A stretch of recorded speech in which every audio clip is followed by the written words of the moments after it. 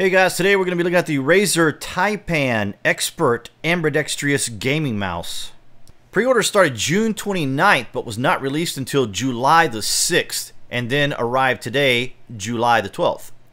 Some vendors were able to get the mouse earlier, however for the general populace, such as myself, the mouse did not arrive until today. The Taipan is the latest mouse released by Razer to equip the pro gamers with the competitive edge they need in the world of esports. The Taipan has 9 programmable hyper response buttons, a 7-foot lightweight braided fiber cable with gold connector, Razer Synapse 2.0, which I'll explain momentarily, and an ergonomic ambidextrous form factor. It is compatible with both PC and Mac. I've come to appreciate the attention to detail that Razer puts into its packaging. Their products have great presentation appeal coupled with practical functionality, which makes it a lot easier to open versus the hard plastic clamshell designs. The Velcroed door and plastic window allows you to actually see the product than just the standard image that's on a typical mouse box. The box provides a great deal of detail with clear and substantive information about the product. Once the box is opened and the contents are removed, we're presented with the introduction booklet along with the quick start guide, master guide, Razer's welcoming cutout, and stickers. One of the things we don't often see in mouse reviews are comparisons to the dimensions of other popular gaming mice.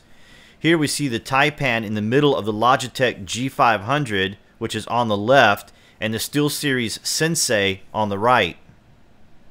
One thing I really appreciate in a mouse is its height. This is why for many years I've stuck with Logitech, as they have the highest hand purchase of most mice I've used. The Taipan is just slightly under the height of the Logitech. However, the Sensei has a very low profile design which seems more applicable for palm grip users.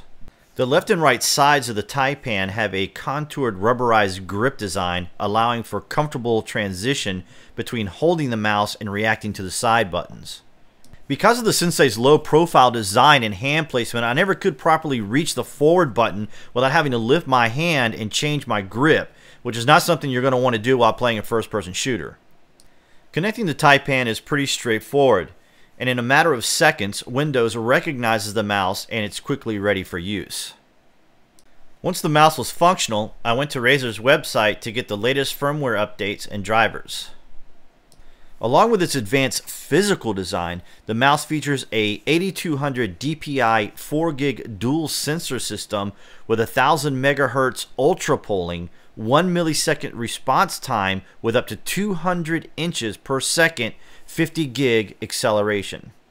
Razer Synapse 2.0 is cutting-edge, intuitive, proprietary software that functions as the Razer Taipan's brain, automatically syncing the gaming mouse to a cloud server to download drivers and firmware updates, as well as to save your individual settings without you needing to lift a finger.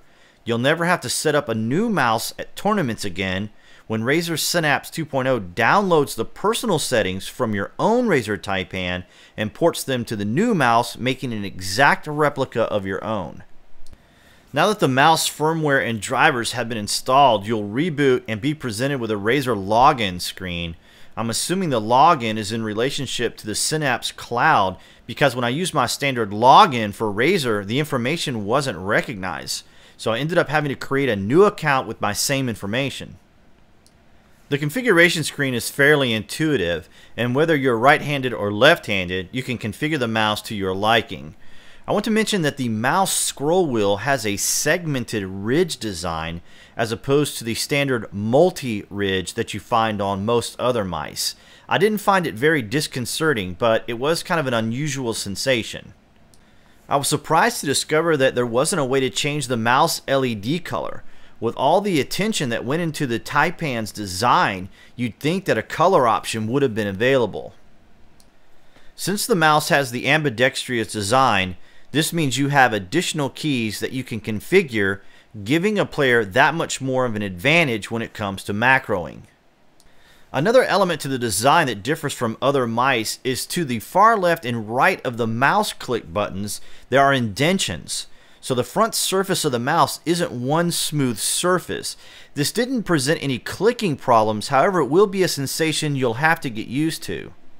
Unlike other Razer mice, the Taipan doesn't have a back-forward button placement adjuster, so you'll have to orientate your hand properly if you want to easily access both buttons. Please be sure to hit that like button if you enjoyed this review. Your comments are welcome, and feel free to subscribe for additional product reviews.